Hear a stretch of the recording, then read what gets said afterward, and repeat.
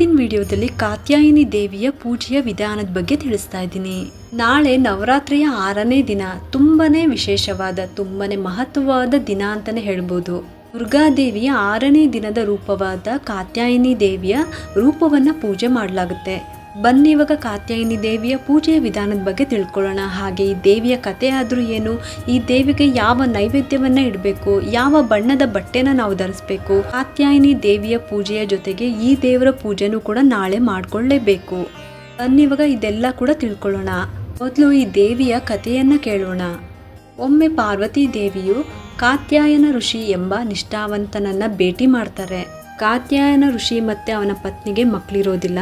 ಅದರ ಕಾರಣ ಅವರು ಪಾರ್ವತಿ ದೇವಿಯನ್ನ ತನ್ನ ಮಗಳಾಗಿ ಪಡೆಯಲು ಕಠಿಣ ತಪಸ್ಸನ್ನ ಪ್ರಾರಂಭಿಸ್ತಾರೆ. ಪಾರ್ವತಿ ದೇವಿ ಅವರ ಕಠಿಣವಾದ ತಪಸ್ಸು ಮತ್ತೆ ನಿಷ್ಠಾವಂತ ಭಕ್ತಿಯನ್ನ ಕಂಡು ಅವರು ಬಯಸಿದ ಆಸೆಯನ್ನ ಈಡೇರಿಸುವಂತೆ ವರವನ್ನ ಕೊಡ್ತಾರೆ. ಅವರ ಮಗಳಾಗಿ ಭೂಮಿಗೆ ಬರ್ತಾರೆ. ಕಾತ್ಯಾಯನ ಋಷಿಯಿಂದ ಅವರಿಗೆ ಕಾತ್ಯಾಯಿನಿ ಎಂಬ ಹೆಸರಿನಿಂದ ಇಡಲಾಗುತ್ತೆ. ಕಾತ್ಯಾಯಿನಿ ದೇವಿಯ ಅವತಾರದ ಉದ್ದೇಶ ಮಹಿಷಾಸುರನನ್ನ ಸಂಹಾರ ಮಾಡೋದೇ ಆಗಿತ್ತು. ಋಷಿ ಮುನಿಗಳು ಪೂಜಿಸಿದ ನಂತರ ಅವತಾರ ಎತ್ತಿದ ತಾಯಿ ಕಾತ್ಯಾಯಿನಿಯು ಅಶ್ವಯುಜ ಮಾಸದ ಶುಕ್ಲ ನವಮಿ ತಿಥಿಯಲ್ಲಿ ಮಹಿಷಾಸುರನೊಂದಿಗೆ ಯುದ್ಧ ಮಾಡಿ ಸಂಹಾರ ಮಾಡ್ತಾರೆ. ದಶಮಿ ದಿನದಂದು ದೇವಿಯು ಜೇನುತುಪ್ಪ ತುಂಬಿದ ವಿಳೆದೆಲೆಯನ್ನ ಸೇವಿಸಿ ನಂತರ ಮಹಿಷಾಸುರನನ್ನ ಕೊಂದರು ಎಂದು ಪುರಾಣದ ಕಥೆಗಳು ಹೇಳುತ್ತವೆ. ಇದಾದ ನಂತರ ತಾಯಿಯನ್ನು ಮಹಿಷಾಸುರ ಮರ್ದಿನಿ ಎಂಬ ಹೆಸರಿನಿಂದ ಕರೆಯಲಾಗುತ್ತೆ. ಈ ದೇವಿಯನ್ನ ಯಾವುದೇ ಸಂದರ್ಭದಲ್ಲಿ ಅಂದರೆ ಯುದ್ಧಕ್ಕೆ ಮೊದಲು ಶ್ರೀರಾಮ ಮತ್ತು ಶ್ರೀಕೃಷ್ಣ ಇಬ್ಬರು ಕೂಡ ಪೂಜಿಸಿದ್ರು ಅನ್ನೋ ಒಂದು ಕತೆ ಕೂಡ ಹೇಳಲಾಗುತ್ತೆ. ಅಲ್ಲದೆ ಗೋಪಿಕಾ ಸ್ತ್ರೀಯರು ಕೂಡ ಶ್ರೀಕೃಷ್ಣನನ್ನ ತಮ್ಮ ಪತಿಯಾಗಿ ಪಡಿಬೇಕು ಅಂತ ಹೇಳಿ ಕಾತ್ಯಾಯಿನಿ ದೇವಿಯನ್ನ ಆರಾಧನೆ ಮಾಡ್ತಾ ಇದ್ರು ಅಂತ ಕೂಡ ಪುರಾಣದ ಕಥೆಗಳು ಹೇಳ್ತವೆ. ಅಂದರೆ ಇದರ ಅರ್ಥ ನಾವು ಬಯಸಿದಂಥ ಹುಡುಗನನ್ನ ಪತಿಯನ್ನಾಗಿ ಪಡೆಯೋದಕ್ಕೋಸ್ಕರ ಕಾತ್ಯಾಯಿನಿ ದೇವಿಯನ್ನ ಆರಾಧನೆ ಮಾಡಬೇಕು. ಅಂದರೆ ಮದುವೆಗೆ ಸಂಬಂಧಪಟ್ಟಂತೆ ಏನೇ ಸಮಸ್ಯೆಗಳಿದ್ರೂ ಅದನ್ನು ಈ ದೇವಿ ನಿವಾರಣೆ ಮಾಡ್ತಾರೆ. ಹಾಗಾಗಿ ಯಾರಿಗೆಲ್ಲ ಮದುವೆ ನಿಧಾನ ಆಗ್ತಾ ಇದೆಯೋ, ಹೆಣ್ಮಕ್ಳೇ ಆಗಿರ್ಬೋದು ಗಂಡು ಮಕ್ಕಳೇ ಆಗಿರ್ಬೋದು, ಇಬ್ಬರು ಕೂಡ ಈ ದೇವಿಯನ್ನು ಆರಾಧನೆ ಮಾಡಲೇಬೇಕು. ಕಾತ್ಯಾಯಿನಿ ದೇವಿಯನ್ನ ಯೋಧ ದೇವತೆ ಅಂತಲೂ ಕೂಡ ಕರೀತಾರೆ. ಈಕೆ ಚಿನ್ನದ ಮೈ ಬಣ್ಣವನ್ನು ಹೊಂದಿದ್ದಾರೆ. ಸಿಂಹವನ್ನ ತನ್ನ ವಾಹನವಾಗಿ ಮಾಡ್ಕೊಂಡಿರ್ತಾರೆ. ಇವರ ಒಪ್ಪಿಗೆ ಇಲ್ಲದೆ ಯಾರೂ ಕೂಡ ಅವರನ್ನು ಆರಾಧನೆ ಮಾಡೋದಕ್ಕಾಗೋದಿಲ್ಲ. ಅವರ 4 ಕೈಗಳಲ್ಲಿ ಒಂದರಲ್ಲಿ ಕತ್ತಿಯನ್ನು ಇಟ್ಕೊಂಡಿರ್ತಾರೆ, ಇನ್ನೊಂದರಲ್ಲಿ ಅರಳಿದ ಕಮಲಗಳು, ಹಾಗೆ ಇನ್ನೊಂದು ಕೈಯಲ್ಲಿ ಅಭಯ ಮುದ್ರೆಯನ್ನು ಇಟ್ಕೊಂಡಿರ್ತಾರೆ. ಗುರುವಿನ ಅಧಿಪತಿಯ ಆಗಿರೋದ್ರಿಂದ ಜಾತಕದಲ್ಲಿ ದುರ್ಬಲ ಇರೋವಂಥವ್ರು ಈ ದೇವಿಯನ್ನು ಪ್ರಾರ್ಥನೆ ಮಾಡಿದ್ರೆ ಗುರುವಿನ ಸ್ಥಾನ ಬಲಗೊಳ್ಳುತ್ತೆ. ಭಾನುವಾರ 28ನೇ ತಾರೀಕು ನವರಾತ್ರಿಯ 6ನೇ ದಿನ ಷಷ್ಠಿ ತಿಥಿಯಲ್ಲಿ ಕಾತ್ಯಾಯಿನಿ ದೇವಿಯನ್ನು ಆರಾಧನೆ ಮಾಡ್ತಾ ಇದ್ದೀವಿ. ಹಾಗಾಗಿ ಈ ದಿನದ ಬಣ್ಣ ಕೇಸರಿ ಬಣ್ಣ. ಯಾಕಂತ ಅಂದರೆ ಈಗ ನಮಗೆ ಈ ವರ್ಷದ ನವರಾತ್ರಿ ಒಂದು ದಿನ ಎಕ್ಸ್ಟ್ರಾ ಬಂದಿರೋದ್ರಿಂದ ದಿನದ ಲೆಕ್ಕದಲ್ಲಿ ನಾಳೆಗೆ 7ನೇ ದಿನ, ತಿಥಿಯ ಲೆಕ್ಕದಲ್ಲಿ 6ನೇ ದಿನ. ಹಾಗಾಗಿ ಬಣ್ಣಗಳ ಲೆಕ್ಕ ತಗೊಂಡಾಗ ನಾಳೆ ಯಾವುದು ಬಣ್ಣ ಇದೆಯೋ ಅದೇ ಹಾಕೋಬೇಕು. ಒಂದು ದಿನ ಎಕ್ಸ್ಟ್ರಾ ಆಗುತ್ತೆ, ಕೊನೆ ದಿನ ಪರ್ಪಲ್ ಕಲರ್ ಹಾಕೋಬಹುದು. ಈ ನವರಾತ್ರಿಯಲ್ಲಿ ಇದೇ ಭಾನುವಾರ 28ನೇ ತಾರೀಕು ಷಷ್ಠಿ ಇದೆ. ಅದೇ ದಿನ ನಾವು ಕಾತ್ಯಾಯಿನಿ ದೇವಿಯನ್ನು ಕೂಡ ನವರಾತ್ರಿಯ 6ನೇ ದಿನ ಪೂಜೆ ಮಾಡ್ತೀವಿ. 27ನೇ ತಾರೀಕು ಶನಿವಾರ ಬೆಳಗ್ಗೆ 6:40 ಷಷ್ಠಿ ತಿಥಿ ಪ್ರಾರಂಭ ಆಗುತ್ತೆ. 28ನೇ ತಾರೀಕು ಭಾನುವಾರ ಬೆಳಗ್ಗೆ 9 ಗಂಟೆಗೆ ಮುಕ್ತಾಯ ಆಗ್ತಾ ಇದೆ.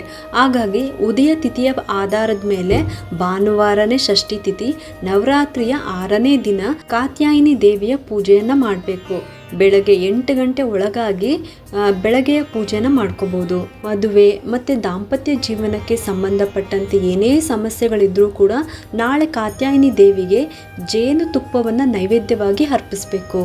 ಎಳ್ಳಿಕಾಯಿ ಚಿತ್ರಾನ್ನ, ಸಜ್ಜಿಗೆ, ಮೊಸರನ್ನ ಮತ್ತು ಜೇನುತುಪ್ಪ ಇದರಲ್ಲಿ ನಿಮಗೆ ಯಾವುದು ಆಗುತ್ತೋ ಆ ನೈವೇದ್ಯವನ್ನು ಇಡ್ಬೋದು.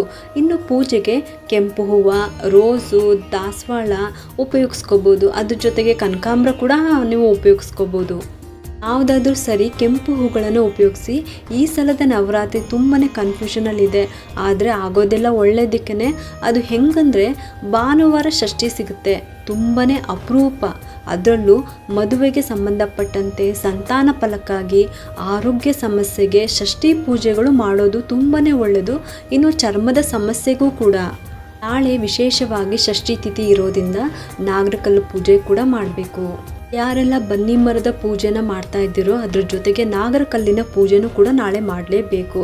ಅಂದರೆ ನಾಗರಕಲ್ಲುಗಳನ್ನು ತೊಳೆದ್ಬಿಟ್ಟು ಅರಿಶಿನ, ಕುಂಕುಮ, ಗೆಜ್ಜೆ ವಸ್ತ್ರ, ಕೆಂಪು ಹೂಗಳನ್ನು ಮತ್ತು ತುಪ್ಪದ ದೀಪವನ್ನು ಅಂಟಿಸ್ಬಿಟ್ಟು ನೈವೇದ್ಯವನ್ನು ಅರ್ಪಿಸಬೇಕು.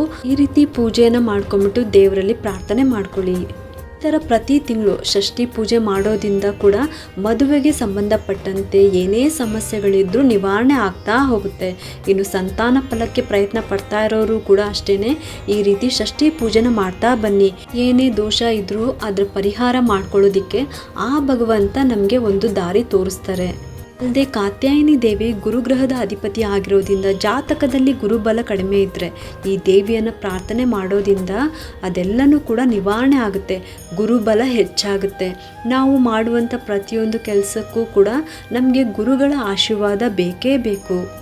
ಹಾಗಾಗಿ ನೀವು ಮಾಡ್ತಾ ಇರೋ ಕೆಲಸದಲ್ಲಿ ಯಶಸ್ಸು ಸಿಗ್ತಾ ಇಲ್ಲ, ಎಲ್ಲ ಕೆಲಸಗಳು ಅರ್ಧಕ್ಕೆ ನಿಂತಿದ್ರೆ, ಯಾವುದೇ ಕೆಲಸಗಳು ಕೈಗೂಡ್ತಾನೆ ಇಲ್ಲ, ಈ ರೀತಿ ಎಲ್ಲ ಸಮಸ್ಯೆಗಳು ಇರೋವಂಥವ್ರು, ಹೆಚ್ಚಾಗಿ ಆರೋಗ್ಯಕ್ಕೆ ಸಮಸ್ಯೆ ಇರೋವಂಥವ್ರು, ಚರ್ಮಕ್ಕೆ ಸಂಬಂಧಪಟ್ಟಂತೆ ಸಮಸ್ಯೆ ಇರೋರು ನಾಳೆ ತಪ್ಪದೆ ನಾಗರಕಲ್ಲಿನ ಪೂಜೆನ ಮಾಡಲೇಬೇಕು. ಹಾಗೆ ಕಾತ್ಯಾಯಿನಿ ದೇವಿಯನ್ನು ಆರಾಧನೆ ಮಾಡಲೇಬೇಕು.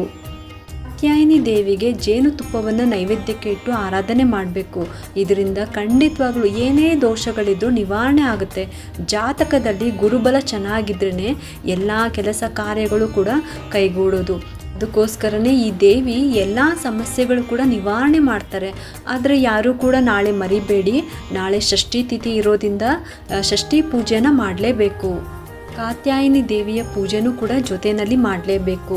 ಬನ್ನಿ ಮರದ ಪೂಜೆ ಹಾಗೆ ಹೊಸ್ಲು ಪೂಜೆ ಎಲ್ಲನೂ ಕೂಡ ನಾಳೆ ಮಾಡಲೇಬೇಕು.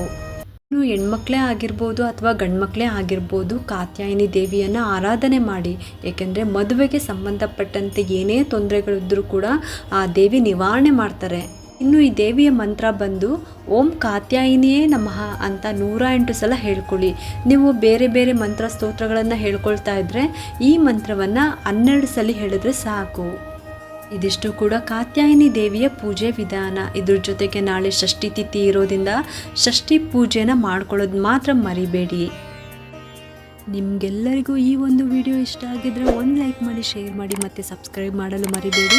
ಏಕೆಂದರೆ ನೀವು ಮಾಡೋ ಒಂದು ಸಬ್ಸ್ಕ್ರೈಬಿಂದ ನಮ್ಮಂತಹ ಸಣ್ಣ ಸಣ್ಣ ಚಾನಲ್ಸ್ಗೆ ಒಂದು ಸಪೋರ್ಟ್ ಮಾಡ್ದಂಗೆ ಆಗುತ್ತೆ.